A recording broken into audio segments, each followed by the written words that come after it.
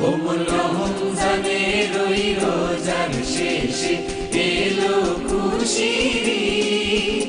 তুই আপনাকে আজ